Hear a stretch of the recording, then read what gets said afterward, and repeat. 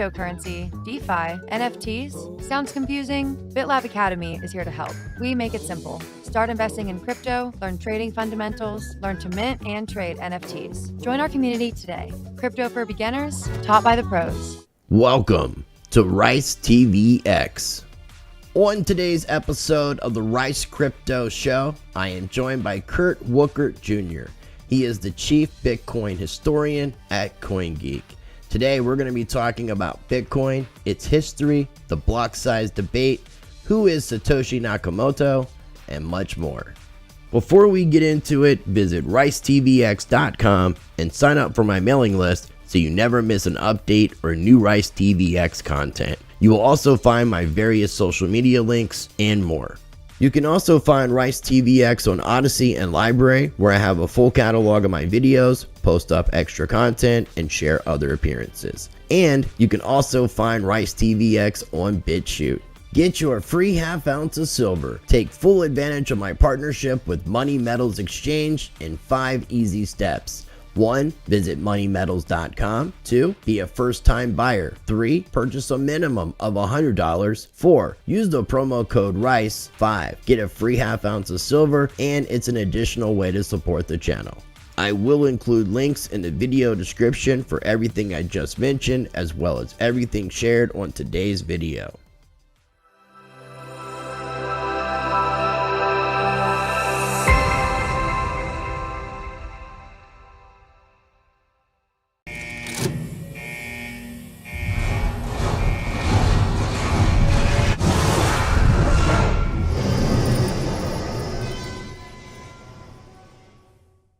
All right, joining me on today's show is Kurt Wuckert. He is the chief Bitcoin historian at CoinGeek. Kurt, I appreciate you coming on the show today. How you doing? What's up, Chris? I'm doing good. It's good to be on here. Good to talk to you on your show. And I'm definitely looking forward to the conversation. We did have the opportunity in January, I believe this year, to meet in Miami while I was attending North American Bitcoin Conference, and we got to hang out at a party going on at the Versace Mansion. And that's the first time that we got to hang out in person. And we had some pretty good conversations, some of which I don't remember, some of which I do. But it was a fun time. So I'm definitely looking forward to our conversation. Now, for people who might be unfamiliar with you, do you mind kind of giving a little bit of a background as to who you are? Sure. This is my 10th year as a Bitcoiner. I got into Bitcoin in 2012. Not real deep. I started shallow, just like everybody else, confused about the tech and everything else, but took a deep dive. I got into mining in 2013. Didn't do particularly well with that because I got into GPU mining right as the ASIC started to hit the market. So I got my ass handed to me on that. Bitcoin taught me a lesson, basically. I got into mining Ethereum in 2015. Did pretty well with that, given my GPU rigs. And then I just was kind of a long time Bitcoin sort of communications guy. And then it kind of got quiet in 2015. I was interested in the scaling war, but I actually was more interested in dating the woman who became my wife in 2015. So took a little bit of a break and then came back in force in early 2017 when the ICO craze started to hit. Consulting a lot of people basically reaching out and being like, hey, Kurt, weren't you into this stuff a year or two ago? And I'm interested in buying some ICOs. And I basically just spun right back up like, oh, okay, cool. Crypto's doing a thing, and I've been involved ever since. So in 2017, we started the Crypto Traders Pro group, which is like a trading education group on Facebook. I started doing a live stream from the Sovereignty Network, which is a small news site over there. And then basically got super involved in scaling Bitcoin related research and development stuff. I was a Bitcoin Cash supporter in 2017. So I started running the Chicago Bitcoin Cash meetup in 2017 and got involved in what ultimately became the BCH BSV hash war in 2018. And now I work with CoinGeek. As of 2020, I started working at CoinGeek.com, which is a news site that covers BSV. Most do not. They don't want to talk about it. But I'm over there talking about the biggest big block Bitcoin. I also run Gorilla Pool, which is a BSV exclusive SHA-256 mining pool. And we hold the world record for mining the biggest blocks by total data and the fullest blocks by total transactions. The biggest block I ever mined was 2.5 million transactions. It was a 4 gigabyte block, basically proving that the Bitcoin protocol could always scale. And so I'm dedicated really to a lot of things. I'm also building a developer incubator in the Delray Beach area in South Florida, and doing a bunch of other stuff. But I'm a firm believer in the scalability of the Bitcoin protocol, and I'm stake my reputation on it, basically. We've been working toward solving a bunch of these problems for a lot of years, and I think a lot of people wrote them off, and I'm here to say, no, we shouldn't have written them off. I think we need to backpedal a little bit. Let's make our way back to Bitcoin the way that it was envisioned, and that's basically it. So I'm doing a lot of stuff. I'm a South Florida Bitcoiner, but I'm from Chicago. I'm pretty new to South Florida. I really like it here, but yeah, that's it. Sweet, man. Did you move to Miami? I'm north of Miami. I'm in Palm Beach County. Okay. I've been considering something very similar, so I'll talk to you about that privately, but Sounds congratulations on that. So before you started getting involved with CoinGeek in 2020, were you doing any sort of writing or any sort of media before that? Just a little bit. So I had done a little bit of work with Bitcoin.com. I was in discussion with them about doing a podcast over at Bitcoin.com in like 2017 and 18. And I have a long history of writing. I used to write. I mentioned the Sovereignty Network a little earlier. It was like Facebook focused, like super libertarian sort of politics and gold and that kind of stuff. So I used to write there, and then I have radio experience going back to 2004. Is when I first started doing radio. I did radio all through college, and I've been doing this a long time, like the media stuff. But 17 and 18, we started the Crypto Traders podcast, where we started interviewing developers and other things. So I've been doing a lot of media for the last like 5 or 6 years now in the Bitcoin space, but it's been different brands pretty consistently every year or two as things get shaken up. But I'm really happy over at CoinGeek. It's really where my heart's at. Like, I've always been very big block Bitcoin focused. And so it was weird for me when it was like, hey, Kurt, now you going to interview this guy from this coin you've never heard of. And I got to like dig into it and ultimately hate it. And then I end up giving like a pretty rough interview to people, because I'm like, Right. well, like, this is kind of a scam, isn't it? And then they're like, so,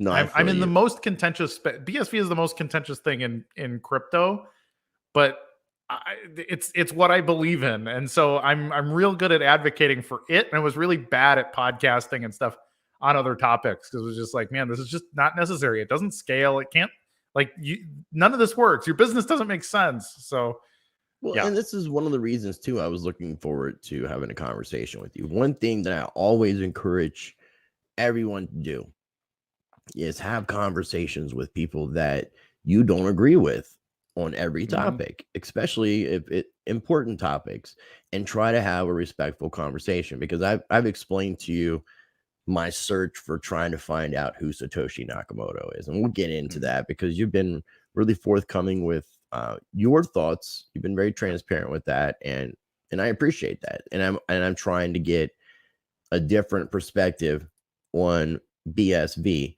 But before we kind of get into the BSV Satoshi stuff and all that, Yep. CoinGeek, is it specifically a BSV focused media crypto outlet, or is it covering Not pretty much most specifically. everything? I mean, it has a reputation of being just BSV, but we actually cover everything going on in the blockchain space. So if you just scroll through the homepage, if there's something going on in Ethereum, it's covered. If there's something going on, if Blockstreams, took a seed round or whatever, like, we cover it. So I mean, we cover general blockchain news, but our thing that differentiates us is that our editorial team, which I am an editorialist, like, I am going to write about like either something BSV specific, like I'm going to explain a concept, or I'm going to talk about some piece of history.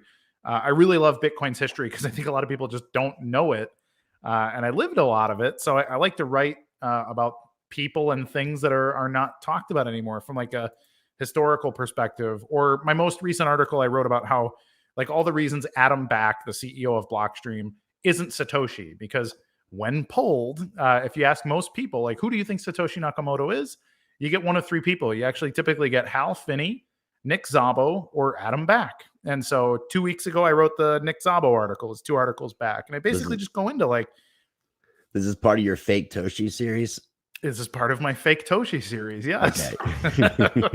So, you know, and people say like, you know, you don't understand. Nick is such a cool guy. And it's like, I don't have a problem with Nick Szabo. I didn't even actually have a problem with Adam Back. Like, we disagree about Bitcoin, but both guys are probably good guys. But like people assume that they're Satoshi because the culture tells them that these guys are likely to be Satoshi. And most people, they talk about, you know, don't trust, verify, but like nobody actually verify. Very few people actually verify. So I'm here to kind of clean up the narrative by just telling the truth. Like, what do we know? What is the evidence? Let's take a peek at it. And the Adam Back, I was actually shocked when I really dug into it. My conclusion was like, there is such a lack of any relevant evidence to him being Satoshi that I just can't even believe people are serious. Like, yeah, I think people, just because he was British and he was cited in the white paper. That's really what it comes down to. Is I think that's really what that's as far as, because the British thing obviously was really important with a lot of the spelling and the way that Satoshi communicated, which could have been any sort of province of the UK, Canada, Australia, and even other parts of like South Africa and Africa, Africa specifically. So yeah, it's hard to determine that. Now I do want to get into because I have some interesting theories too that I'd like to get over, you know, talk with you about, since you know a lot about the history. But being that you got involved in 2012, you started mining in 2013, and you started getting really heavily involved in early 2017, which is when I started, you know, getting into crypto finally. I started my channel January of 2018. Was planning on starting it the summer of 2017, just procrastinated, but got involved early 2017 as far as like buying my first Bitcoin. So and I got to experience a lot of the things with the Bitcoin Cash hard fork. I got to talk to Roger Ver, get his perspective on what took place with the civil war over the block size. But what I'm really curious about, and taking BSV out of the equation, just coming from a historical standpoint of cypherpunks and what Bitcoin is supposed to represent, what are your thoughts on the current climate, the current projects, where we are today with cryptocurrency and blockchain technology versus where we were 3, 5, 7, 10 years ago? I think there's been a big cultural shift. One, you know, I've been going to blockchain conferences since, I think I started going to them. I mean, I used to go to meetups. Meetups were a thing I used to do in probably 14 and 15 quite a bit. But in 2017, I started going to more conferences, and like there was a marked shift in that era where you'd go to a conference and there'd be 30 different tokens that were all presenting, and it was pretty girls in tight dresses trying to get you to buy their ICO. And I was like, oh man, this is getting really weird for me. You know, this isn't the revolution I was hoping for. Like, not the Vegas events were very much like that. Yeah. And like, you know, I mean, that's all well and good. I'm not even criticizing them, but it was like Bitcoin was supposed to disrupt things that I cared about. I come at it from a sort of a worldview standpoint, like almost politics first, basically. Like we're trying to solve really deep fundamental issues with the economy with this tech, and ultimately fundraising is one of them. But then it became like the only thing is we're fundraising. It's a great fundraising tool, and so I was a little bummed by that. But I always like the ability to, you know, very trivially transact, low fees, like low friction, really useful wallets, that kind of stuff. And that's what led me into the Bitcoin Cash camp ultimately at the time. So I was a big fan of the Bitcoin Cash movement. Like like, hey, like this has to actually work for the world. Like you should be able to buy stuff with it. You need point of sale systems. You need wallets that work, this kind of thing. And I liked that. So they were like the last crew that was doing that. And then we ended up having our own block size debate, basically, between BCH and BSV. And since then, I think the biggest change is that everything kind of played into the BTC narrative really well with the pandemic.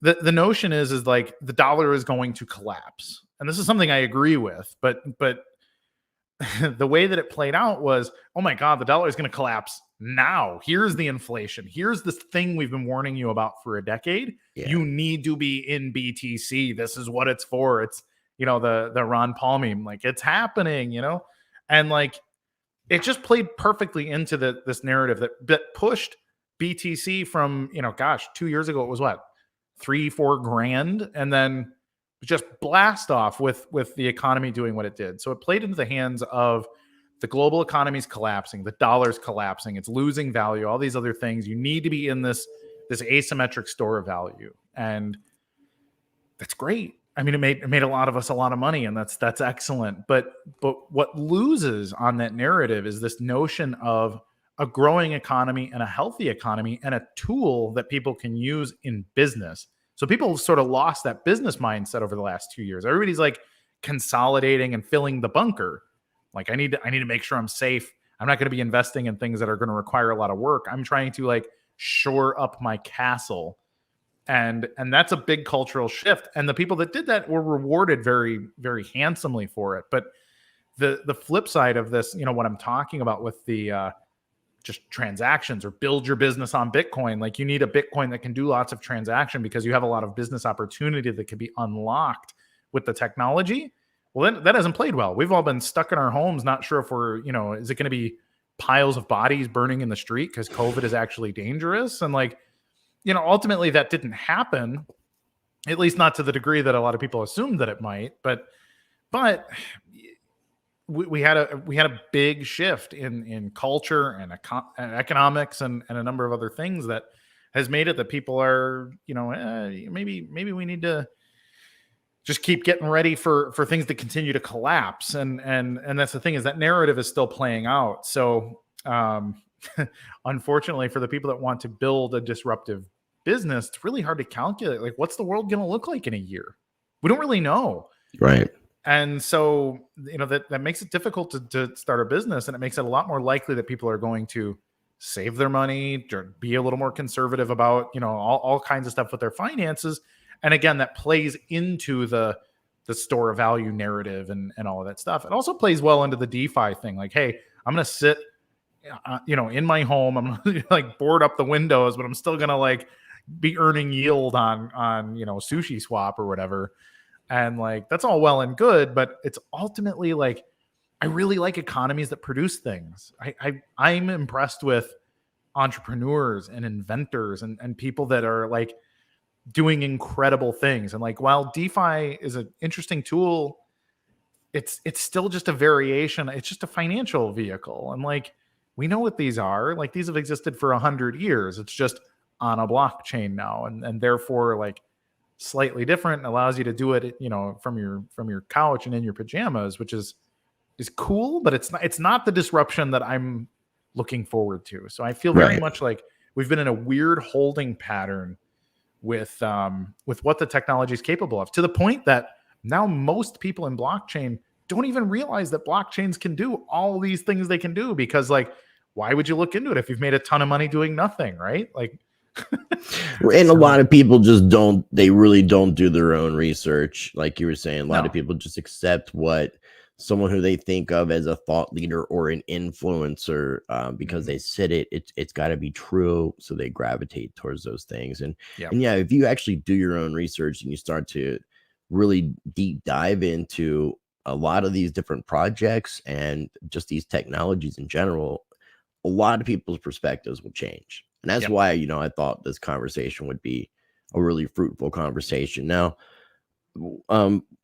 I guess to continue on with that question of what do you think about crypto today is, I'm thinking more as legacy finance and Wall Street and such, and even the banks trying to get themselves involved and implant themselves into the whole ecosystem with like digital currency group, where you can see even like Ethereum Enterprise Alliance, which involves some of the people involved with the DGC, which your MasterCard, your Visas, your Bank of Americas, your JP Morgans, your Citibanks, these institutions are all involved in what I'm talking about. So what are your thoughts on that element of crypto today? I think it's terrible. I think it's an indication of having lost the plot. Like this was revolutionary stuff. This was supposed to be, I remember even just 5 or 6 years ago, the notion was Visa is going to run on Bitcoin because it's the most efficient technology. Now, I know this was debated. Small blockers would say, no, it was never meant to be that. But Satoshi talked about that very pointedly. Like, we can scale past Visa today. This was in 2009 he was talking.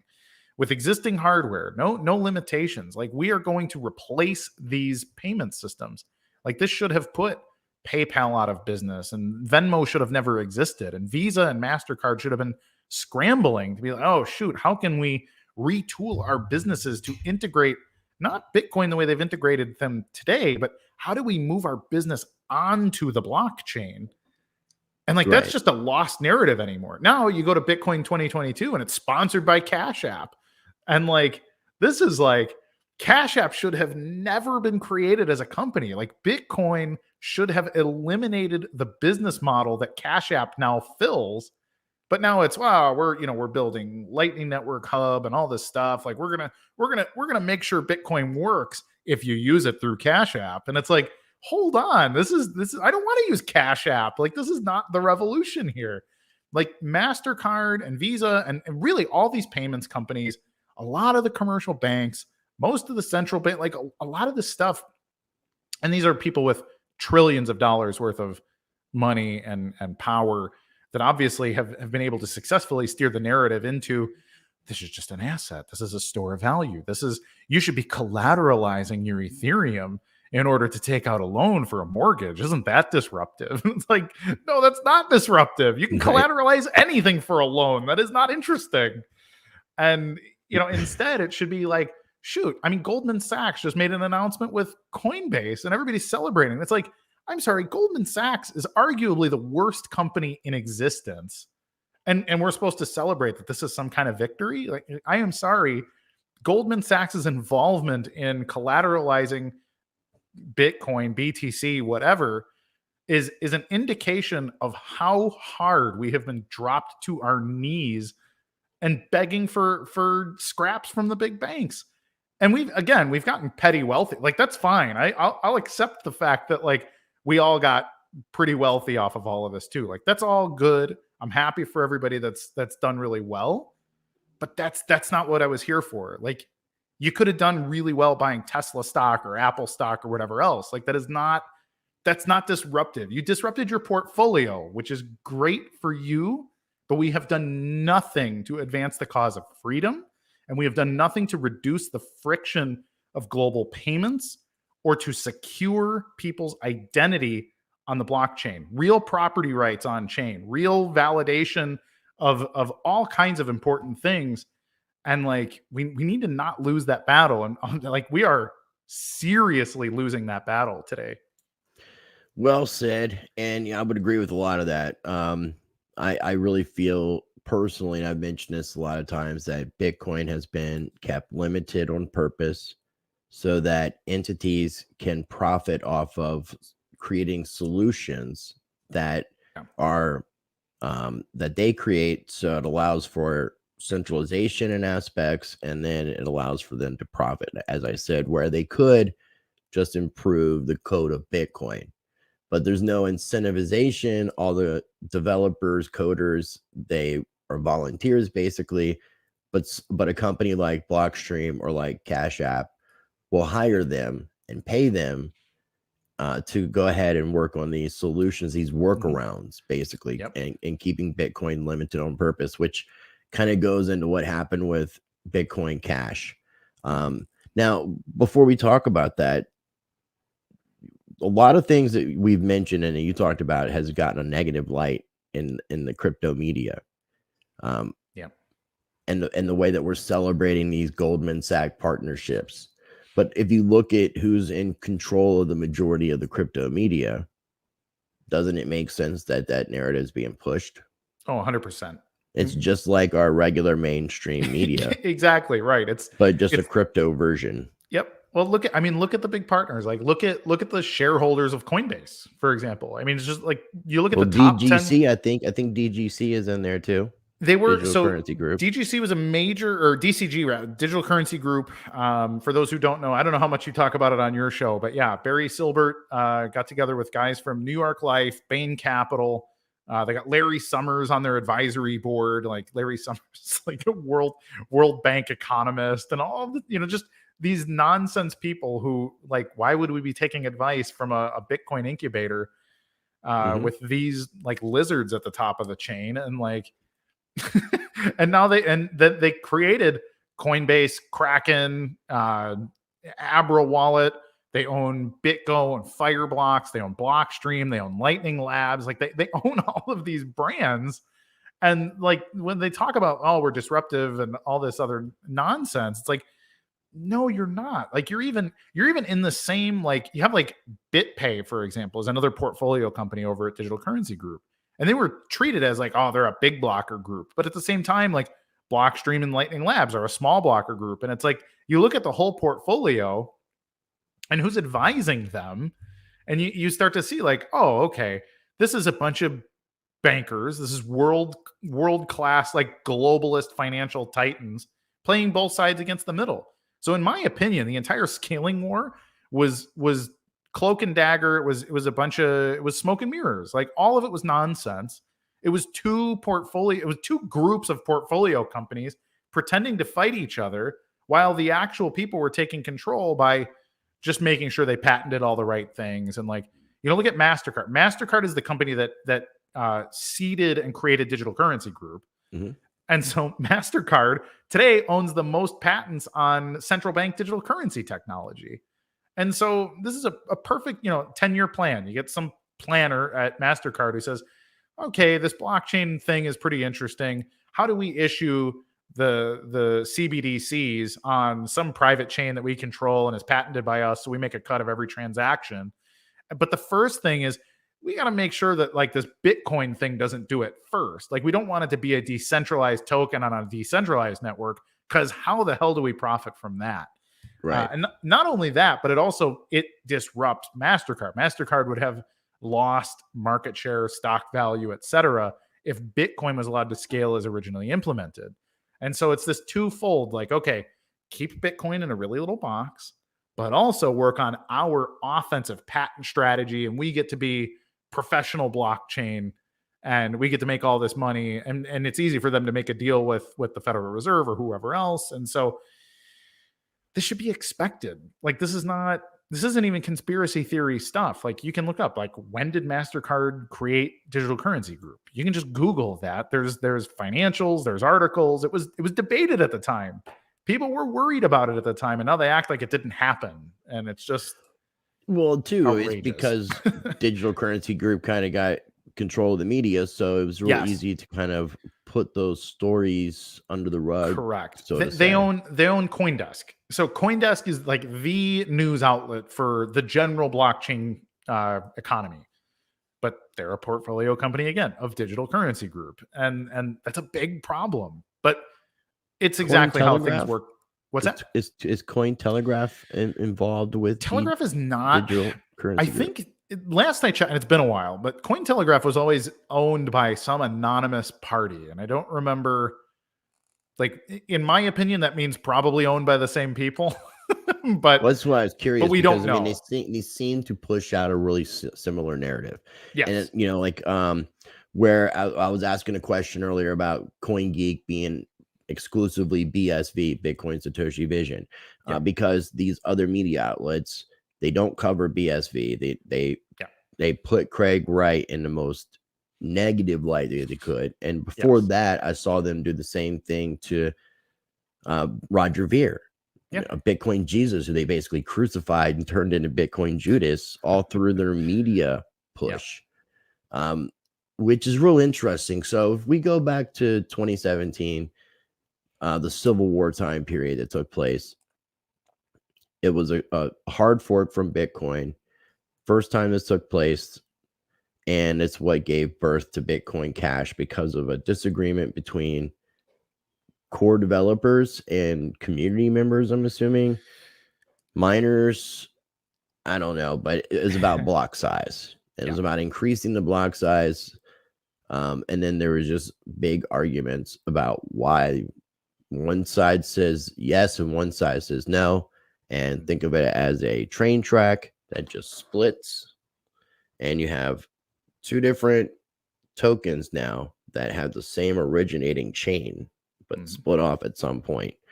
And then to fast forward later on, same thing happened with Bitcoin Cash, which created BSV. But we'll keep it to the original standpoint. What was the big debate about big block versus small block? So for somebody who doesn't really understand this. Sure. So in a very basic sense, it's about how many transactions that you can put on the network at a time. On BTC, there is a limit of at its very best, 7 transactions a second globally. So that's about 6 megabytes of data per hour. And the BTC people, the small blockers, would have you believe that if there is more than 6 megabytes per hour broadcast across the network, that it will make the operation of a full node too expensive and the node count will fall off, which will make it less decentralized. And that's it. That's their whole position. The big blockers look at it and say, 6 megabytes an hour is a really small amount of money, especially for people in the Bitcoin economy who have made a ton of money and can afford hard drive space. And therefore, it would make more sense for people to be able to have lower fees and not only just lower, but also predictable fees per transaction so that they can know how much of Bitcoin is spendable when you have it. Because it's a problem. If you only have $15 worth of Bitcoin, but the price to transact it is $8 one day and $2 another and 30 cents the other, and then maybe the price to spend it is $50 like it was at the end of 2017. Well, you don't have any money at that point. It costs more money to use the network than the money that you have. And so the big blockers looked at it and said, look, Satoshi, if you read the introduction to the white paper, was very clear that Bitcoin was intended to disrupt commerce on the internet. This is the opening phrase of the introduction paragraphs. Commerce on the internet, ...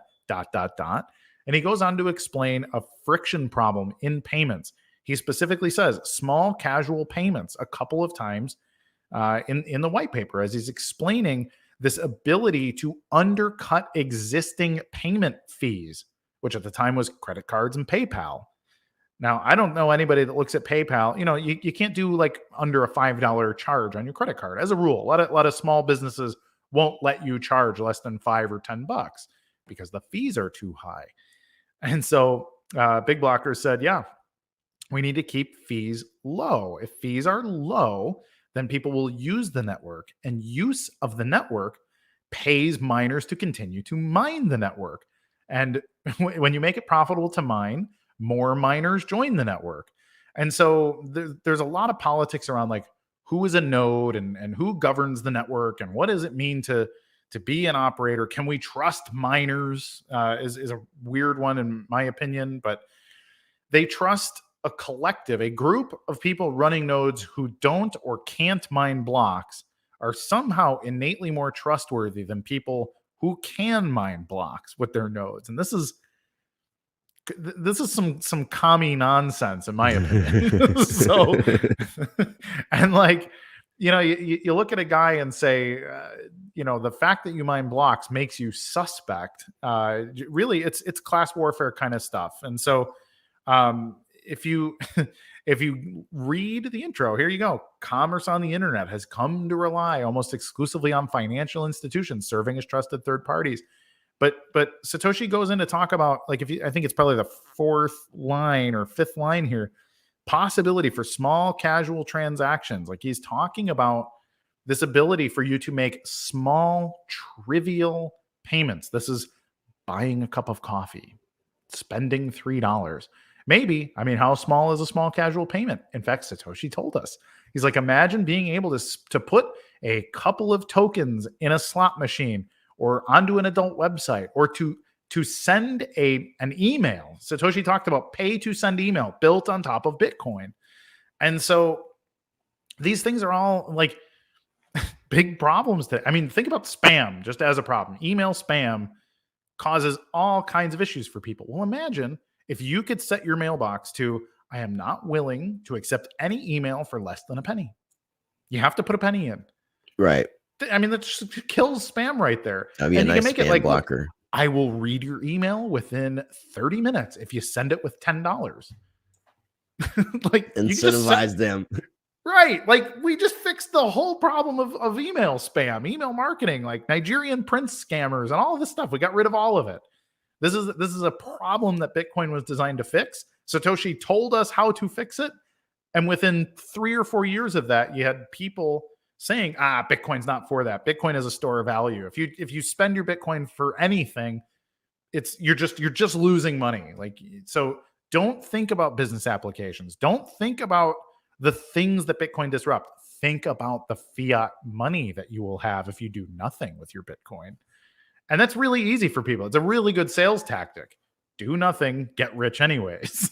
So that's what we're competing with. And that's obviously a seductive narrative to the kind of people who don't want to work. And like, everybody wants to take a break, but somebody's got to do the work. And that applies to the Bitcoin economy just as much as anywhere else. Yeah, because if we think about like a socialist or communist type society, there's not really any incentivization to create and build. And if we go in the direction that we're heading in, where people don't want to work, eventually all the non-work is going to start piling up to the point that it's going to be like, well, someone needs to do this stuff. So I get what you're saying. And obviously, a lot of what transpired over the past few years due to the pandemic and economics, they've had what they want to use as excuses for putting us in a further deep situation, which is interesting because, again, that's what Bitcoin was ultimately created for. As far as the white paper came out Halloween of 2008, and the first block was mined January 3rd of 2009. Is that correct? Correct. Yep. Okay. So, and the reason for it was out of the ashes of what we experienced in 2008. Obviously, there was lots of innovative, creative cypherpunks, geniuses, coders, starting with people like David Chaum. David Chaum, I don't know how much you know about him. Do you know? A bit. Okay. I'm trying to interview him. I had a couple interviews scheduled and they got canceled. He's supposed to be at Consensus. I've been hearing has some health issues. I'd like to memorialize. He's getting up in years. Yeah. Yeah. The godfather of cryptography. It's interesting to think that in 82 or 83, he wrote a dissertation paper that included all but one element that was used in the Bitcoin white paper. And this is before like really the internet was available publicly. Yeah, the dude's a ninja. Yeah, pretty wild to think about. And then all the other different individuals that came before that. But a lot of it that I felt was what was the message that was written in the very first Genesis block? So the Times, which is the most read London newspaper, chancellor on the brink of second bailout for banks. Right. And so that should give an indication of why Bitcoin was created, if you think about it. So I think so. This is funny. People bring this up, and what you're saying is maybe not untrue, but it's everybody says this. But I want to wind people back a little bit and think about Satoshi actually told us that he was working on Bitcoin for about 2 years before it was released, which means he would have been working on it in 2006, basically 2006 and 2007, which were huge, and nobody was talking about a housing collapse in 2006 and 7. So Bitcoin was being created as a payments protocol, and I think Satoshi really just wanted to disrupt payments, and I think he got maybe lucky or maybe unlucky, depending on how you feel about the direction that Bitcoin has gone, that as it was released, that this housing market bubble burst at the same time. Now, it did get eyes on Bitcoin, and so that's a good thing. But I think it got eyes on Bitcoin for reasons that maybe Satoshi didn't care about that much. Like, he clearly did care about like debasement of currency and the stuff. He did talk about these things. But ultimately, I think that like the Times article and some of this stuff, like it may have just been as arbitrary as a timestamp to let people know that I didn't mine a block before this date. And the proof is the headline from the Times. So there was no pre-mine, and you can know that because of this. But if you actually read the article is not really a criticism of bailouts. It's actually more of a it's pretty positive about like, hey, don't worry, everything's going to be good. Chancellor's bailing out the banks. And so people mention that, and I always sort of point out, like, we assume that because when Bitcoin came out, that this was what was on everybody's mind, Lehman Brothers, and just all of this, the housing collapse and all of that. But like, this is a perspective thing that might be wrong. Like, I mean, that's an interesting perspective.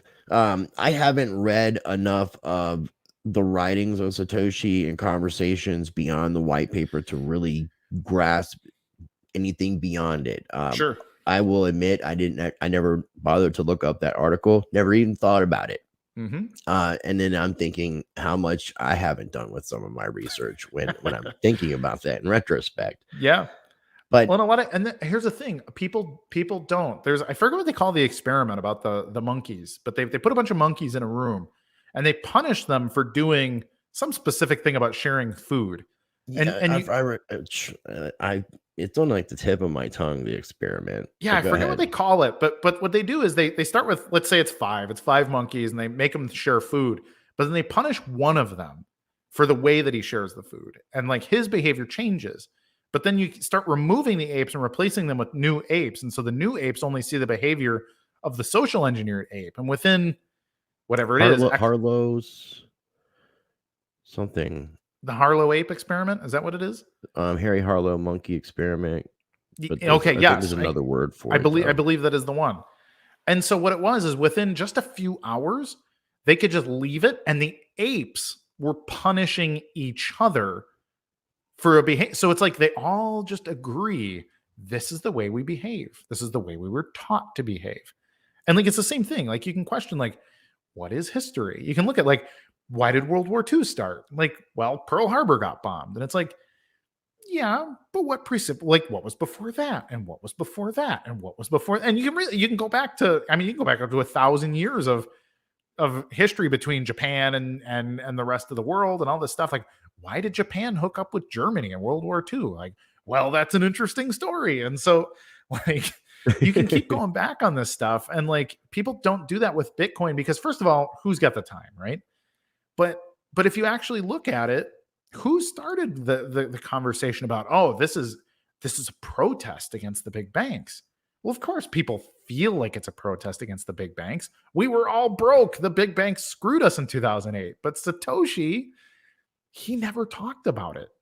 In fact, he even criticized Gavin Andresen at his last email. The last thing he ever said to Gavin, he handed Gavin the keys to the Bitcoin Core repo and said, Gavin, you're in charge now. Please stop talking about me as a shadowy figure. I'm not interested in this being dark web cash. Please stop talking about Silk Road. Don't give donations to WikiLeaks. So like Satoshi, people talk about him being a cypherpunk, and it was like he really, on his way out, slapped Gavin on the wrist and said, don't treat me like an internet criminal.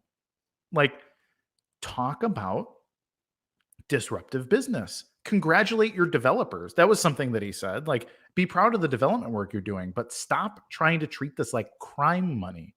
So this is his criticism on the way out the door, and like, people look at, like, you'll watch any documentary about Bitcoin and they're like, oh, well, then the Silk Road happened and this created this wonderful use case for Bitcoin. Or then WikiLeaks got censored and this created this wonderful use for Bitcoin, showing that Bitcoin is good at censorship resistant commerce, which it is. It is good for those things. Yeah. But Satoshi, the creator of Bitcoin, literally was saying, I really wish you wouldn't use it for this nonsense. This is going to give Bitcoin a reputation that I don't want it to have.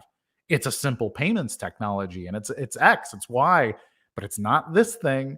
But like, that's the prevailing narrative about Bitcoin today, is that it is definitely for subversive, political commerce. And like, Yeah. I get that. I'm also a libertarian. Like, these are things that I like about Bitcoin too.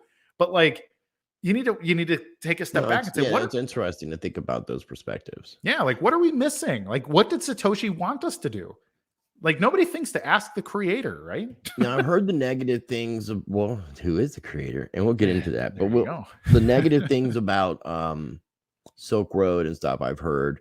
But as far as Satoshi exiting, didn't somebody who was a developer communicate it with Satoshi in contact with either FBI or CIA, some government alphabet agency? Gavin, who I mentioned, yeah, he had a sit down with the CIA, and that's about the same time period he bounced right around that era. Yes. Okay. So Gavin, it's interesting. A lot of people had relationships with Satoshi too. I mean, Satoshi was really active on the forums for 2 years. Like, he was very happy to answer questions, and he would argue, like, here's why blocks shouldn't be faster. Here's why proof of stake sucks. Here's all the, like, he was very, very happy to chat. There's even conversations with guys like Dan Larimer, who created like delegated proof of stake, like the EOS blockchain and Steemit and BitShares and some of this other stuff that like are really popular. Like, the Dan Larimer notion of blockchains is a very popular notion today. And it is, you're muted. It is too. I didn't know that they communicated. Dan Larimer and Satoshi? Absolutely. Okay, because I know Larimer's kind of a libertarian-minded. He is. Anarchist. He actually identifies as an anarchist. Absolutely. And a project jumper, but very much so. But here's the thing. The famous quote from Satoshi saying, if you don't get it, I don't have time to explain it to you. Sorry. That is a famous quote. That is one of the most often quoted Satoshi quotes. And that was to Dan Larimer. It was Satoshi telling Dan Larimer, you don't get it, dude. And I'm not explaining it to you again. And Dan literally like just kind of left butthurt. He was like, well, I don't think you get it, Satoshi, basically. And he licked his wounds a little bit and came back and sort of said, okay, I guess I see what you're saying with X, but whatever. But these things are super fascinating when you read Satoshi talking about just all kinds of stuff. And censorship resistance is another one. Like, Satoshi, they were talking about like how to deal with theft. Like, how many blocks should we wait before you leave the store? That kind of thing. Or how do we do escrow? Like, how can I pay somebody in Bitcoin, but then they have to ship me something? Like, how do I know I'm going to get my thing? Or how do I get my money back if I don't get my thing? And so like the developers were debating, like, you could create a smart contract that does escrow and this and that. And Satoshi said, why don't we make it like if gold could turn to lead and then turn back to gold again? And everyone's like, what do you mean? He's like, well, what if you could paint your coin? What if like you could give somebody gold and it's gold in their hand, but if they screw you, the gold turns to lead. But then if they make you whole again, it turns back to gold again. It's an alchemy, that thing. And people are like, well, how could you do that with Bitcoin? He was, and the Satoshi was just very coy. He was like, never mind, But it was like him giving this hint, and it's like, okay, well, is that something that Bitcoin is capable of doing? And like, there was the thing called the alert key. Like, Satoshi had a key to be able to send an RPC message to every node on the network to coordinate everybody. Like, hey, as the honest nodes of the network, here was a theft, for example. Like, if somebody said, shoot, I just got robbed. Here's my wallet. Here's the hash of my transaction. The guy never sent my thing. Technically, the nodes on the network can move that if every node agrees, they can move a transaction backward. They can essentially do a reverse transaction. So that kills the immutability, right? Yeah. But I guess it's already been kind of killed on Bitcoin. Yeah. I mean, and that's the thing. It's like, it's interesting how they talk about Bitcoin being immutable, but there's been incidences where they've had to change things. So yeah, whoops, we're gonna roll back half a day. No problem. Yeah, because there was the inflation bug and all these other things. And I guess also before the hash war, were you involved at the same time period as deeply, well, as interested as you are today in regards to when Vitalik was trying to introduce some of the concepts that ultimately became Ethereum to the Bitcoin network? I was so that all kind of happened right in my time period where I was getting married, like late 2014 into a lot of 2015. I was like, I got married that year and a bunch of stuff. I was not doing a lot of Bitcoin. Now, from a historical standpoint, though, have you gone back and looked at it? Oh, yeah. What are your thoughts on that? He was a very interesting character. I mean, I think he made what looked like a good faith attempt at keeping Bitcoin scaling, like use Bitcoin script, do smart contracts on chain. And actually, a lot of this stuff already existed. Like you can look at like counterparty token protocol. Yeah, counterparty and colored tokens. Yeah, colored coins. Yeah, like that kind of stuff is all like Bitcoin could do smart contracts and tokens and DAOs and all this which were basically stuff. Like what we would think of as like ERC20 tokens. Basically. Yeah. And like Vitalik, poked at it and was critical and, we should do X. But I think he always wanted to do Ethereum. Like it was in his mind that was the direction he wanted to go anyways, which, Ethereum is not just different. It's very fundamentally different. Like it works in a very, very different way from Bitcoin. And at the time made it a lot easier. Like it's super easy to program a smart contract on Ethereum. Like that's what's cool about ETH, but they don't scale. Like as people are well aware of now, like you try to send me $1,000 in USDC right now, today, probably cost you $20. Like it depends. Yeah, it depends on the congestion of the network and exactly what's going on. If some days it's $500, we just saw last week during the Bored Ape Yacht Club mint, it was like $1,000 transaction. Yeah. So Ethereum doesn't scale. So Vitalik did some interesting things. He's a brilliant programmer and all this other stuff, but Ethereum is economically and architecturally not a very good idea. He gets a lot of credit because a lot of people made a lot of money.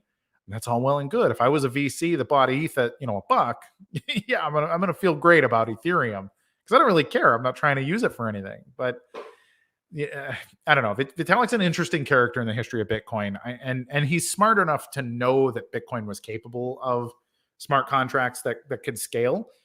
And it's funny because he's even admitted in public. He was on stage with Joe Lubin, who's another one of the from Consensus. Yeah, they were on stage of JP Morgan's and all that good stuff.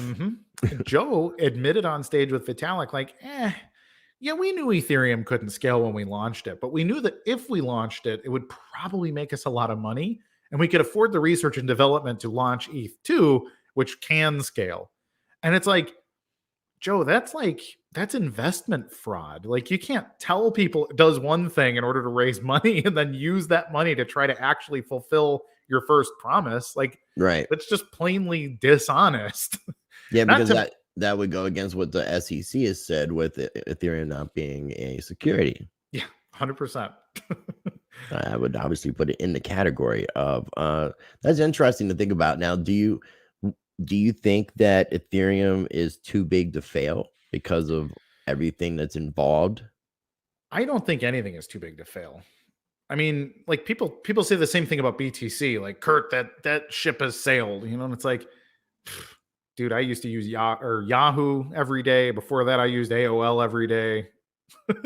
Like, I'm sorry, like really big ships absolutely sink. And, a lot of it has to do with bad economics, bad management, and people that have too big of an ego to say, we really need to pivot here. And if they don't pivot, all of a sudden you get your Netscapes eat your lunch, and then your Internet Explorers. Now, everything's Google. And like, what's the next one? Like looking at BTC and Ethereum, it's like, wow, they're blue chip cryptos or whatever. And it's like, they don't work. They don't do the thing that they claim that they do. Like, that's it. That's the whole conversation. Right.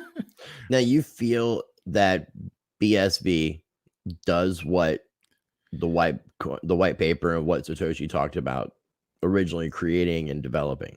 Yes. Full stop. Okay. Now, to rewind to why were you on board to the Civil War time period back in summer of 2017? Why were you on the side of Bitcoin Cash during the Civil War debate? Long story short, I've read every word Satoshi Nakamoto ever said about Bitcoin. Satoshi was a big blocker. He was a little, Satoshi was not 100% on narrative at all times. He has said things that play into the small blockers narrative a little bit. But if you look at the way that he talked about Bitcoin, like how should Bitcoin should end up in data centers with giant server farms. Like people running their own node is not the design of the network. It's nice now, but nodes are going to consolidate into professional businesses, data centers, farms. He specifically said GPU farms and all this other stuff. And like, now, is that because the idea is that the blocks would scale up and that the data for the entire blockchain going back to the entire history to run it on a node would be way too much resources on the everyday computer? Yes. He even criticized, he said it would be like everyone running their own email server. That doesn't make any sense. So when people say like, oh, you need to run your own node to be sovereign, like Satoshi specifically said, I do not want groups of people to be able to run their own node. He criticized that notion, and they talk about it as if, oh, this is the gift Satoshi gave us. It's like, no, it's not. In fact, he made fun of you and then scolded you for it, and now you've rewritten history. And so for me, looking at Bitcoin Cash's at the time, their scaling model, yeah, big blocks make a lot of sense. I've been a Bitcoiner for years at this point. I can afford some hard drives. Like this is such a bizarre concept that people who have gotten extremely rich on Bitcoin can't afford a server to make Bitcoin scale up because that's going to oppress people in some way. But then also ignore the fact that poor people can't afford the transaction fees. That's irrelevant. Right. So it's just, for me, it was so crystal clear that was Satoshi's vision, to scale Bitcoin on chain, his fundamental design. He even said that like Bitcoin at version 0.1 is essentially set in stone for the rest of its life. Like, how could that be any more clear? Don't change the protocol. That's it. And like, well, maybe he meant like, no, set in stone is about as hard a stamp you can put on it. So yeah. No, I would agree. Now, when the fork took place, what ended up being the block size on Bitcoin BTC, and then the block size on Bitcoin Cash BCH? So BCH had a protocol level 8 megabyte block size limit. So every 10 minutes, you could put 8 megabytes worth of transactions through the network. And then on BTC, for all intents and purposes, it's 1 megabyte. But what SegWit does is creates a bunch of extra calculations, and it consolidates signatures into a hash. And so you can technically fit, if everything was flawless, you could maybe fit 4 megabytes worth of transactions, but not the signatures. So you get a hash of signatures. It's sort of an incomplete. That's what SegWit means, is segregated witness. So it's sort of like we're segregating the signatures, but we have this hash that acts as like an attestation that the signatures exist. And that's much easier to transact. So you could get to about 4 megabytes, a little less than 4 megabytes a block on BTC today, even if everything is perfect. Now, we have never seen a block that big on BTC. Most are between 1 and 2 megabytes. Right. And so that's because you have the option to use SegWit or not, but there's still that protocol level 1 megabyte limit. And on Bitcoin Cash today has had one major upgrade since then. So it's a 32 megabyte block size limit. But block size limits, it's still, I mean, that is a protocol level, like developer chosen block size limit. You can only compete up to X amount of megabytes. On BSV, there's no block size limit. And are they every 10 minutes? They're every 10 minutes. Everything else about it is very much, it's Bitcoin. I mean, it is the original Bitcoin protocol restored, but I run Gorilla Pool. It's a BSV pool. I am willing to accept 10 gigabyte blocks. So if you send me a 10 gigabyte block, I'll validate it. That's fine. Pay me. Like, why not?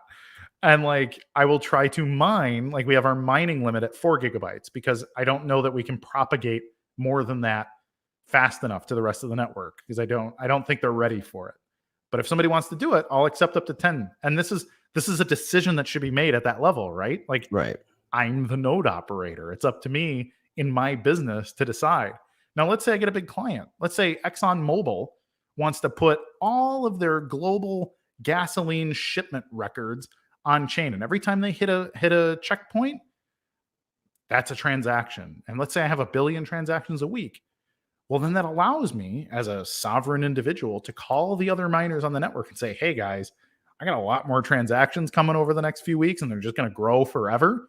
We really need to work some stuff out. Can we connect via like direct API and like we'll all agree to raise our accepted block size limit to like 100 gigs? Well, yeah, there's money to go around. And so the answer is yes. and rather than having to have a protocol war, it's between simply the people who run the nodes to say, yeah, we'll change our limits or not. You don't have to accept my block either. And so that's fine. Is there a block limitation on BSV? No. So it's just set to however high it gets. What is the highest settings? What is the highest or the largest block that has been mined on BSV? So my pool, Gorilla Pool, actually mined the biggest block, and it was 1 kilobyte less than 4 gigabytes. So we mined it. It had about our biggest block had over 2.5 million transactions in it. And that is comes out to about 4,000 transactions a second. That is compared to BTC, which is 7 transactions a second, or BCH was about 150 to 200 a second. We did 4,000 per second. By comparison, this would be like Ethereum is good for about 15 transactions a second, or you can look at Polygon, which might be good for maybe 1,000 transactions a second. And so we are basically orders of magnitude more scalable today than the other blockchains, doing nothing but a re-implementation of what Satoshi Nakamoto implemented in 2009. And so, we're proving every day that not only was this conversation about these things are impossible, but they are absolutely doable. It's profitable to mine. It's a good time. So, we like, you can see the businesses we support, for example. If you scroll down a little bit, like these are companies that are mentioned. These are companies that use BSV because they have more data to put to the network than any other network would allow. Like, each of these companies could not exist on another blockchain. So there are business models out there that should be on BTC. Everything should be. Everything on Ethereum, everything on Solana, everything on Polygon, everything on Avalanche. Those should be Bitcoin businesses, but they're not. We're all spread out because we couldn't agree that Bitcoin was capable. Right. And that really sucks. Well, and I do want to, I told you privately, I do want to interview Craig Wright. And I would like to have more conversations with you and go a little bit more in depth about BSV specifically and kind of keep it more tightly focused on BSV. Talk about some of the different applications and stuff that run on it. But one thing that I heard recently, and I may be mistaken, but correct me if I'm wrong.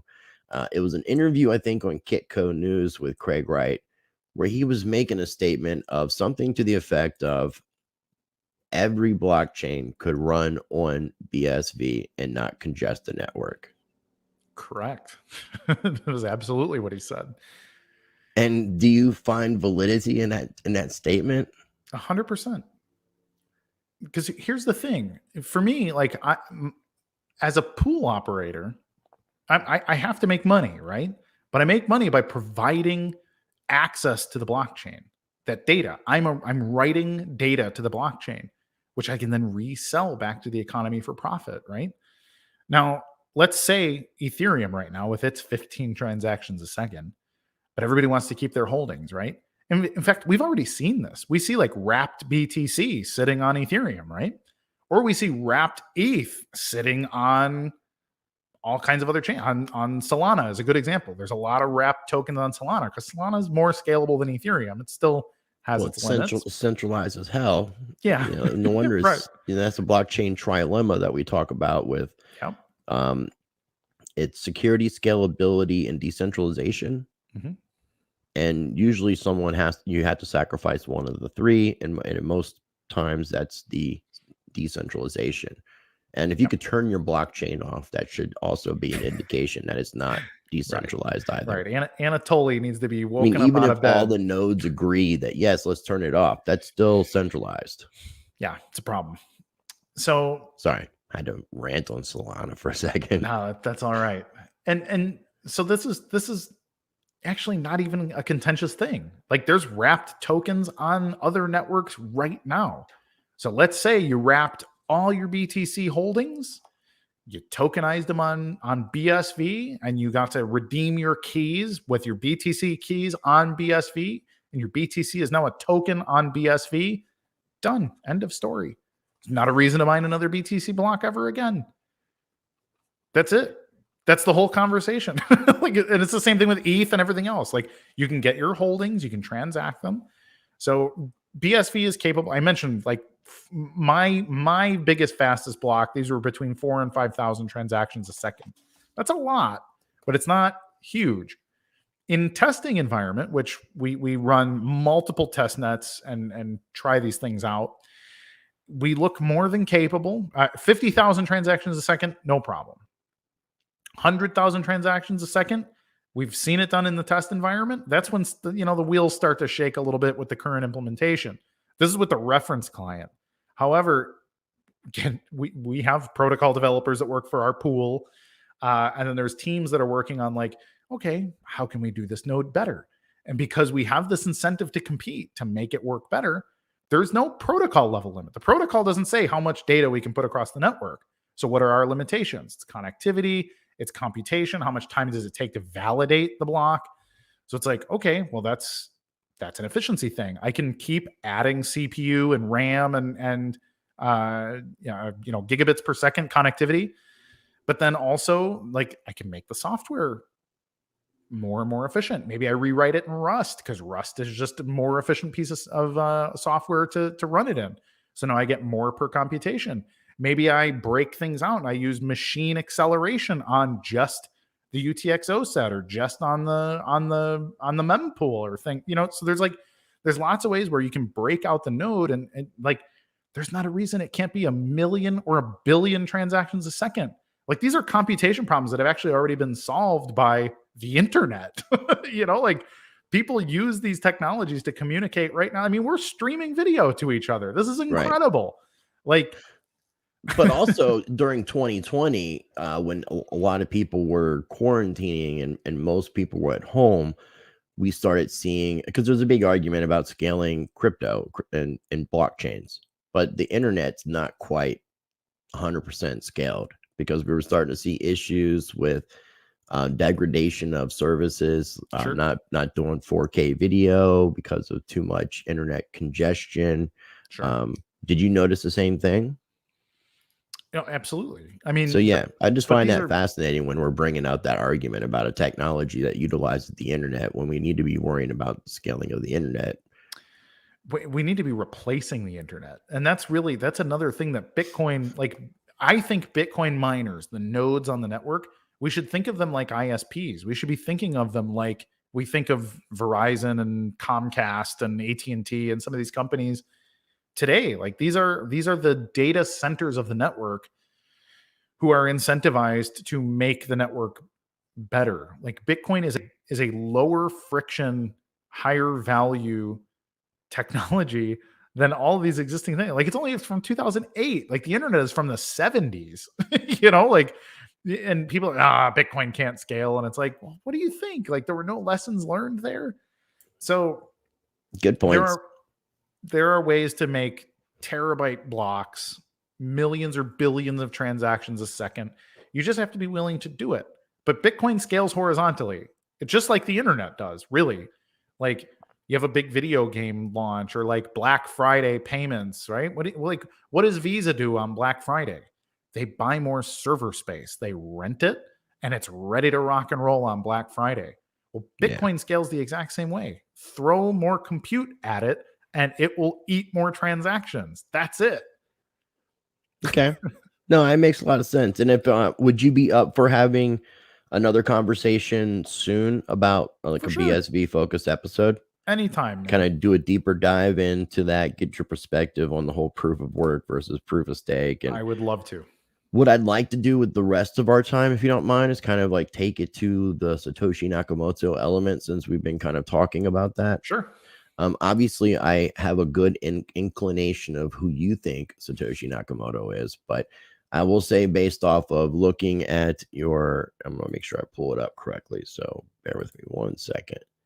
But your articles over on CoinGeek with your Fake Toshi series, I'm just going to do a screen share so we can safely assume here that Adam Back, Nick Szabo, and was there another one? Not yet. I got Hal Finney coming up next. Okay, so Hal Finney will be in part 3.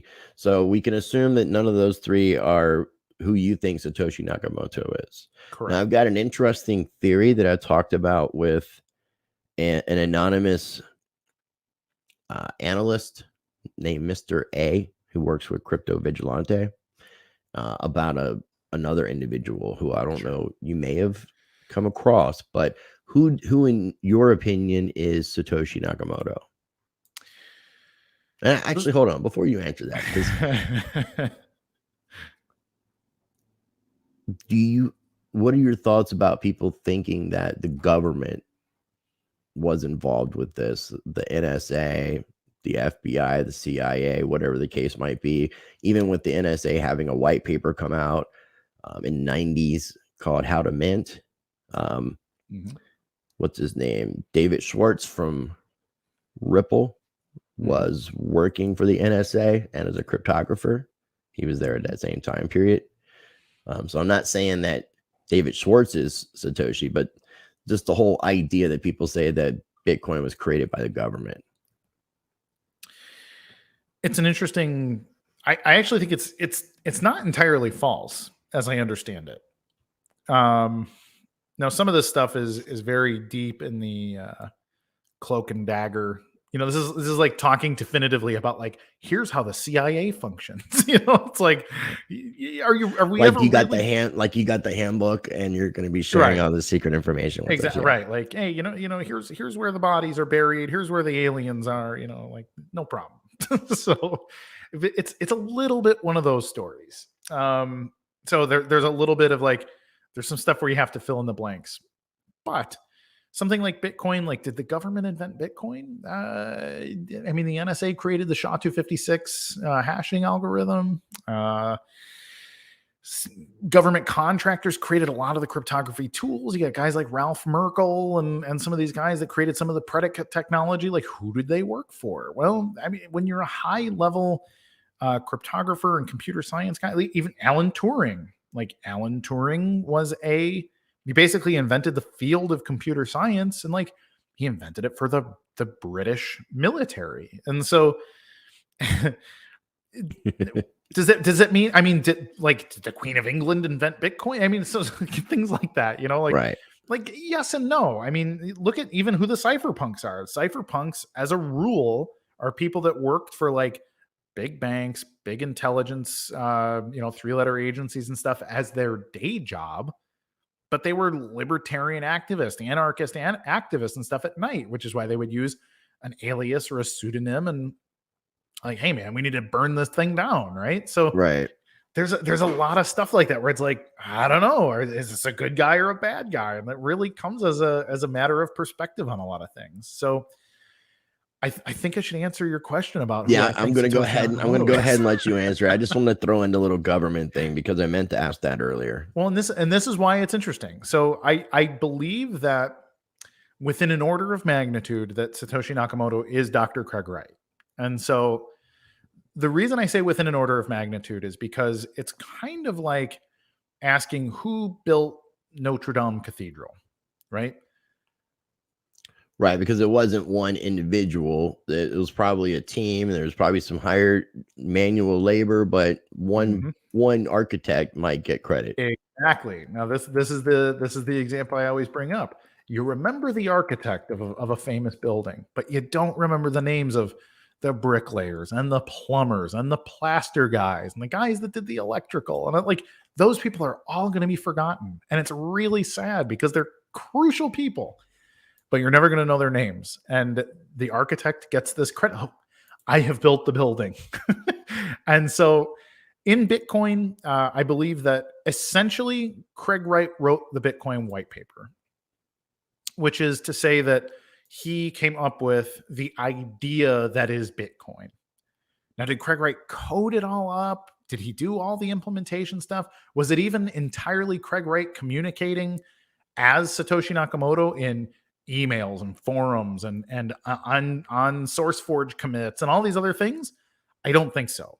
I think it was some. Craig is, despite criticisms to the contrary, Craig is a capable academic coder in the C++ language. He was a college professor at Charles Sturt University, where he taught C++ for supercomputing.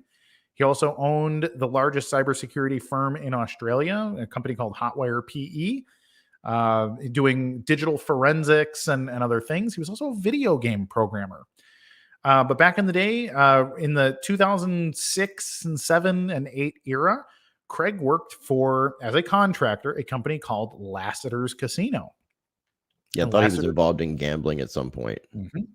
And so Lassiter's Casino wanted to bring their casino onto the internet and accept international payments and some of these other things. And Craig was working there and created some systems that were relevant to that. Now, one of the things that a lot of people don't know about the original implementation of Bitcoin is that when it was released, there was some vestigial code for a poker game that ended up in the client. And Satoshi very quietly removed it without telling anybody. He just patched it.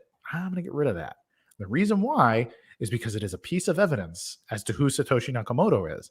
It was somebody working on casino software. And so Satoshi Nakamoto, as I understand it, I've done quite a bit of digging, it really looks like it was code that was created by one of Craig Wright's companies for Lassiter's Casino that ended up in the Bitcoin code. And nobody else has an answer for that. Everybody says, I don't know, maybe he just wanted to program a thing and whatever. Like, no, I think very clearly it looks like this was code that was proposed to Lassiter's that ended up in Bitcoin because Satoshi was actually a pretty sloppy coder, like not a bad coder, but a sloppy coder, which a lot of coders are. This is why you have, people that check your work and that kind of thing. People who audit your codes.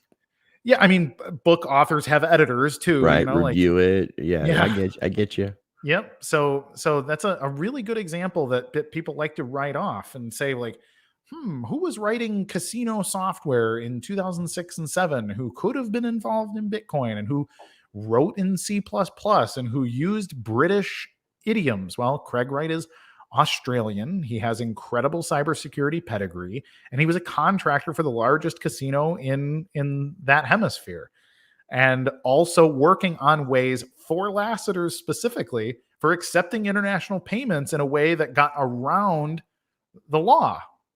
And so it's like, more and more it starts to fit this profile. But also, Bitcoin isn't just tech. Bitcoin is really a lot of copy and pasted ideas in total. I mentioned he didn't create SHA-256. He didn't create Merkle trees. He didn't create public key cryptography. He didn't create any of this stuff. So what did Satoshi Nakamoto actually do? He created game theory, not the field of game theory. He created the game theory of Bitcoin. And so that gets back to, okay, so you need to understand macroeconomics. You need to understand psychology. You need to understand, applied cryptography and math. Well, if you look at Craig's accolades, like Craig is a polymath among these things. Like Craig is a math expert. I'm talking doctorate level, like academic math expert. He's a computer science doctor, but he also has doctorates in economics and law and philosophy and all of these other things that would allow him to have a big enough thought bubble to create the things that became Bitcoin. And so Satoshi, however, I want to point out that I think that it is unfair to the other people that definitely contributed to Bitcoin to say that it was just Craig, because it was not just Craig that made Bitcoin possible. He had help from, sorry, I just bumped my microphone. No problem. But does Craig say this publicly? Because from what I have heard, Craig claims to be Satoshi Nakamoto, which would make him as the sole individual who created Bitcoin. He says, I created Bitcoin. Yes. Things to that effect. And it really, it depends who's asking, and it depends on the context. I think, Craig has written articles about this at length, long articles about it, where he explains all this history. Lots of long articles that are hard to read, which is one of the reasons why I really want to interview him. Because and I would be respectful, as I told you, for sure, in our private, because everything you've shared so far is definitely stuff that we've talked about privately. And you said that you would share on a show, so I appreciate you doing that for sure. And when you made your points about the original intention of why Bitcoin was created and versus the narrative or what people want to believe, and then you because my biggest problem, and I've said this, is a lot of the time the way that Craig Wright acts publicly, taking claim that he created Bitcoin, as if he's the sole individual, as I mentioned. He's very opinionated, but you also shared with me that he is high spectrum autistic as well. Yeah, he is a classic Asperger's case, which would make sense with some of the things that I mentioned. Yeah. And it becomes more obvious as you spend time with him. Like, you sit and have dinner with him, or you sit in a small group with him over, drinks and talk about talk about video games, movies, books, philosophy, martial arts, whatever guys talk about. Right. And like, he's great. He's a good storyteller, and he knows so much about so many things, but like, you can tell, like, you can see that, like, if you just spin the dial a little bit, like, he is just 30% off center on stuff, like he doesn't read the room. He doesn't understand the social cues. Like, you can see the autism as you spend time with him. And like, it's unfortunate because he's really great when he's in a place where he's comfortable and trusts the crowd. But when you pressure him, like the second he feels like, ooh, this might be adversarial, like he's very defensive. And then you start to see that, you see the fear well up in him very quickly that he is about to get backstabbed, which is something he has dealt with a lot. Yeah, a whole lot. And and then it changes, and then you get defensive Craig, who is just plainly a dangerous character. Yeah, and, I agree. But it's all to be expected. But like, I won't disagree with the people that say that Craig Wright is a prick, because I wouldn't say he's just a nice guy, because he's not just a nice guy. Well, we're not all perfect individuals either. So, I mean, we can't be the pot calling the kettle black. Yeah. But with the concept of what you were mentioning, I've always kind of had the idea that Satoshi put together all these various different technologies, can't put them together in one single package to be utilized as what we call the Bitcoin blockchain and BTC. Do you believe that it was simply just that Craig Wright taking, from your opinion, Craig Wright taking all these different technologies and putting them together, and therefore you have all these different contributors from these different technologies? Or do you feel that there were actually people involved with helping him with that process of putting together the different technologies? He will actually tell you the same thing if you give him enough time. And I saw him on the stand at his federal trial in Miami. It was like 40 days of trial and all of this stuff. That was at the same time period during North American Bitcoin Conference, right? Yep. Yeah, we met not long after that. Yeah. But this is a really good example of when you actually let him talk, is that he'll say, well, yeah, no, I approached, he mentions David Rees, who's a mathematician. He's like, I didn't really understand the right way to apply the ECDSA signature, like gets into like the high cryptography stuff. And he's like, look, I went to Dave because I knew he was a high level cryptography guy. Or he even says, like, I went to my best friend, Dave Kleiman, who always edited my white papers. And I said, Dave, I need you to help me edit this white paper, edit it down from, I think, 40 pages or something, and edit it down to 9. But then he admits too, he says, Hal Finney absolutely helped me with the code before it was released. So like, then it leads to the point, like, is Hal Finney Satoshi? And it's like, not really. I mean, he's like a contractor, right? Like, so Hal So Finney the helped him. lead guy would have been Craig, and he would have brought together different people he felt that were specialists to help him in areas that he lacked, basically. Exactly. Because that was going to be one of my questions was Adam Back, was Nick Szabo, was Hal Finney a part of this team that Craig Wright put together? Not a team, but Adam Back was communicated with before anybody knew who Satoshi Nakamoto was. He actually emailed with Adam Back because Adam Back had created the Hashcash white paper, and he communicated with him. He's which like, was Adam, cited. He wanted to cite him, but they had a back and forth email and said, "Hey, Adam, can I use? Does this work right in your opinion? Who else should I talk to about this idea?" So then Adam, okay, here, yeah, sure, you can cite me and talk to whoever. But I believe he got Adam's information, as I recall, he got it from Why Die, who's another famous old school cypherpunk. And Why Die said the same thing, like, "Oh, actually, yeah, you could cite Nick Szabo or you could do these other things." So, like, to say that these people weren't involved at all is false. But to say that they were part of a Satoshi team is also not really the reality. It's like, me and you are casual acquaintances. If I shot you a message on Facebook and said, "Hey, Chris, you're an expert on this. What is your opinion? Should I go this direction?"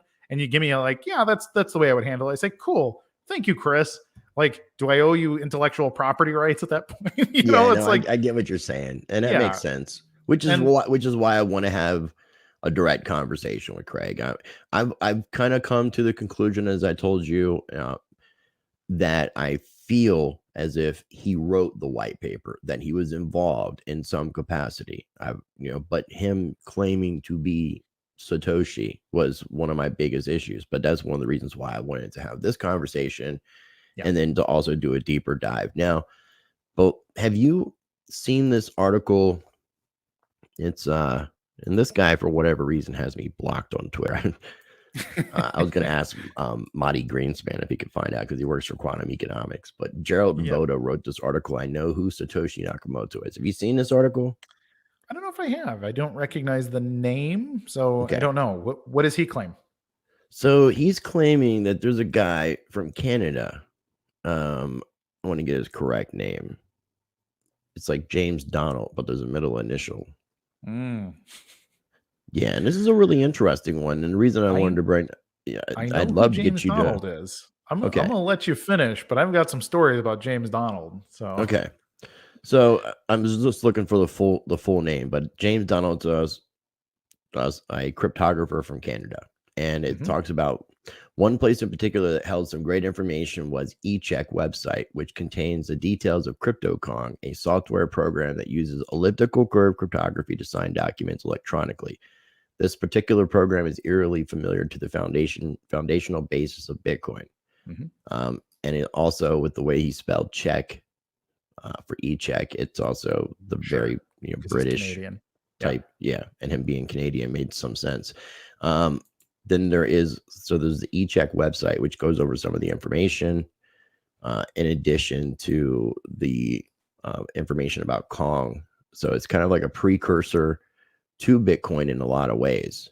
So what are your thoughts on this guy, not knowing about this article, but knowing who he is? And so I think the first thing that people should know about James Donald is he is a pretty well-known pedophile.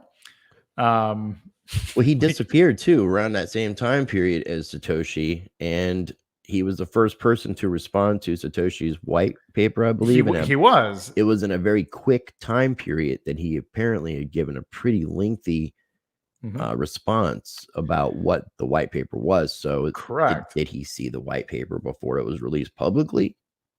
I don't think so. And I didn't know about the child pedophile stuff. Yeah, James Donald has a blog, and he is something else. The name is an alias, also, by the way. Like, James Donald is not his real name.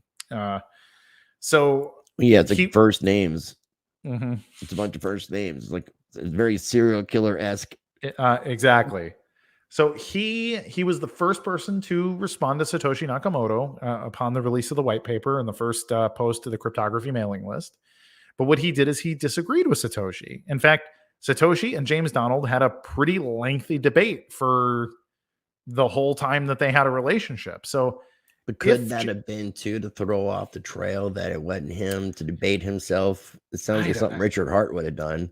I mean, I mean, anything's possible, right? But okay, I just had to throw that out there because I know some people commenting saying, no, Craig Wright is not Satoshi. Right. I think you're killing my dreams of what Bitcoin was. If James Donald was Satoshi, I would. So here's the thing. James Donald was very much a small blocker. Like his first response to Satoshi, in fact, the very first comment about Bitcoin was, well, this doesn't make sense. This isn't scalable. Everyone would need to run their own node, et cetera, et cetera. To which Satoshi responded, no, not everybody would need to run their own node. It ends up in data centers and all this stuff. So if James was Satoshi, I would have expected the main notion about Bitcoin to have been the James Donald version as opposed to the Satoshi version, because who the hell knows who James Donald is? Only a bunch of weird Bitcoin history people. But everybody knows the name Satoshi Nakamoto. So if James was Satoshi, then it would make sense for Satoshi to have come out very strongly with the small blocker agenda. Like, yes, everybody should run their own node, and we should keep the blockchain as small as possible for as long as possible, and all these other things. Like that we need like off-chain scaling solutions. There's just all this other stuff that like, you know, whatever Satoshi says is going to have weight in the Bitcoin space, or at least it should. And it just doesn't make sense to me that James could have such a serious opposition to the game theory, the economics, about the structure of the network and everything. Like they did nothing but disagree with each other. And so it just would strike me as very bizarre if that was the case. So no, I didn't go through it like any of the like forums and such to read any of the communication, but I did try to do some research on the guy, and it was not a wealth of information. No, he's mostly actually ghost. It was more stuff from Craig Wright about it than anything. For sure. From CraigWright.net, I believe, or whatever his website is. Yep. Yeah, Craig does not like James Donald. So one of Craig's things as a digital forensics professional was hunting human traffickers, like basically hunting pedophiles and that kind of thing. And so his opinion on James Donald is, you know, let's find this guy and kill him, essentially. Like this guy should be. And this could be another conversation, but what you just said is interesting when he has a relationship with someone like Calvin Ayre. Because doesn't Calvin Ayre kind of have a reputation similar to? That's another one. That's another one where it's like this reputation thing, this presumption. Is this all basically bad media trying to paint a bad light on all these individuals? It's the way I see it. So here's the thing, like most of this comes from a couple of photos that have come across social media, but these are which were really bad. So these are pictures that Calvin himself posted. This isn't like he was outed. It's Calvin like, hey, I'm at a pool party in Cuba, and here's this booty dancing team. This was the tweet, right? Yeah. Now people are responding, Calvin, these girls look very young. Yeah, they don't look like they're old enough for you to be taking their picture illegally. Well, but here's the thing. But that could be a misconception of mine, because they could just look really young. First of all, you live in Miami too, right? No, I live in North Carolina. Oh, okay, all right. Well, you're wearing the Miami shirt, and we met in Miami. But anyways, might as well. Pool parties, right? How do people dress at pool parties? Like in the pictures of Calvin Ayre's. Right. So if like somebody points out, hey, that guy over there, he's one of the richest men in the world. He's a billionaire. Go take a picture with him. Okay. That's great. I'd love to take a picture with this billionaire. Cool. They're all in bikinis. Nobody's touching anybody else. It's daylight. Yeah, no. It wasn't I don't think a very smart decision on his part. I agree with that. I will give you that. This is from a PR standpoint. Now, I haven't done a deep dive on Calvin Ayre at all. I know that he does a lot of financing for what is it block in block and chain. So Calvin's one of the most successful gambling tycoons ever. Created the Bodog gambling brand. He actually brought internet to Canada. All kinds of stuff. Calvin is a multi-billionaire many times over off of a lot of really disruptive business. Now, Calvin is one of the larger investors of nChain. He's one of the larger investors in Tal Mining. He owns a number of other brands, and he's a venture capitalist in the BSV space. But that's it. That's his role. You know, he's a rich guy who likes big block Bitcoin, and like, you know, people have made accusations about him, but actually, a couple of news sites that posted very specifically, like, this appears to be illegal, Calvin's doing these things. They were sent letters essentially saying, look, you can provide any kind of evidence that anything immoral or illegal or anything occurred, or you can issue us an apology, or you can see us in court. And for like defamation, basically, like, and to which Calvin even said, like, what do you think? I'm going to post a picture of people that I've molested and broken? Like, I literally posted a picture with some girls at a pool party and said, hey, here's the official Cuban booty dancing team, or whatever the hell he said. It's something to that effect, you know? Yeah, I get it. Okay. And it's like the dude lives in Antigua. He lives in the Caribbean. Everyone wears nothing but bathing suits all day. And again, like, nobody's touching anybody. Nobody's like, it's literally Calvin sitting in a chair in front of everybody doing a peace sign, and a few girls standing around him taking pictures. Like, it just, the whole thing is, to me, like, I look at it and I'm like, are they young? Yeah, they're they're not women in their 30s or 40s, but like, what is the gigantic problem, basically? And the real gigantic problem is people don't like Calvin because he supports Craig and he supports big block Bitcoin. And so from a PR standpoint, I completely agree. Yeah. Tone deaf, was not the right time or place as an already contentious person in the economy. But like, at the end of the day, it was like, well, it sucks for you in a sense, you know, being a contributor, being somebody who works at CoinGeek, who's very pro BSV and does a lot of interviews, runs the weekly live streams on CoinGeek, YouTube channel, which again, I'll have all that link down below. You've got to, in a sense, rehash these kind of questions with all the different people that you're interviewing about, you know, the character of both Craig Wright and Calvin Aaron. And I know that sucks for you. So, well, and the thing is like, I know both guys too. Like, I know Calvin. I've had dinner with Calvin. Like, it's not a, you know, not a theoretical thing for me either. And it's like, you talk to these people and you create these like memes of who people are. And like, Calvin, at the end of the day, like, Calvin's a pretty regular dude. Like, you get rid of all the, you know, billionaire, owns islands, has houses on every continent, and, you know, owns an airline and just all this other stuff.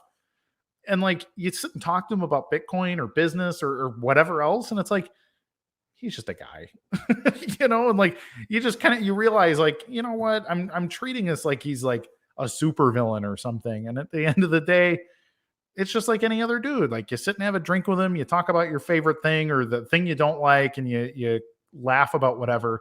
And like, he's a Bitcoiner. Like, you get him talking about Bitcoin and you see him light up the way that all of us light up. And it's like we need to stop treating people like, you know, assuming that they're super villains, and and realize, you know what, we're all here because we care about what is possible to accomplish with this technology.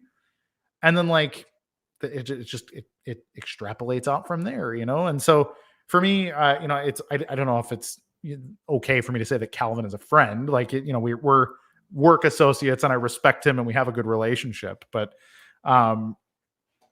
you know, I don't know. I respect it, dude. And I appreciate you being forthcoming. Yeah. And I definitely look forward to being able to do, you know, more conversations and do a deeper dive into the whole BSV element. And, for sure, you know, like I said, hopefully you can help me out with Dr. Craig Wright. That would be great. I think that would be an epic conversation.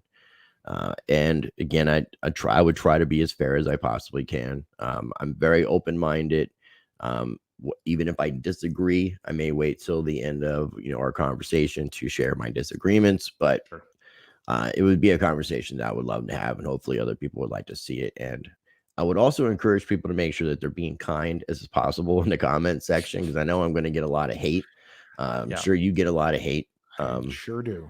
Because BSV is not the most popular blockchain in a crypto space, but that's one of the reasons why I want to do a deeper dive, because I found out some really interesting things. I've seen a lot of the applications that run on it. the fact that Craig is claiming that every blockchain in existence could run on BSV and not congest the network. I'm very fascinated to learn more about that as well. So I appreciate your time, man. Before we wrap up, I will include everything that I've been screen sharing. But do you have any final thoughts or anything that you would like to add? I think, tribalism is what it is. People want to pigeonhole me as just a BSV shill or something. And really, at the end of the day, I'm a Bitcoin fan. Like, I want to see the world become a better place because of the technology that Satoshi Nakamoto gave us. But I also want to have good relationships with people. I want to cooperate with people. I like business, and I like to create things with people who want to create things that didn't exist yesterday, but we created them today. And now it's possible to distribute them using this disruptive technology. So for me, it's not, pad my portfolio, buy my bags, that kind of thing. I don't care. I don't care if anybody wants to buy BSV. I don't care if you want to use the applications. But if you do, if you have a reduced payment friction business use case or a data integrity use case where you want to store things on chain, it doesn't really matter if Craig is Satoshi or if he's not, or if you like the people in the community or not. This is a tool. It is a tool for business. It is a tool for freedom. It is a tool to take back your identity, to connect your identity to your keys and utilize it in a way that you control. And those are all the things that I care about. And I think people should care about them too. I think that's the interesting part of the story. And the other stuff is all like, it's intrigue. But at the end of the day, I just want to work with people. I want to have a good time.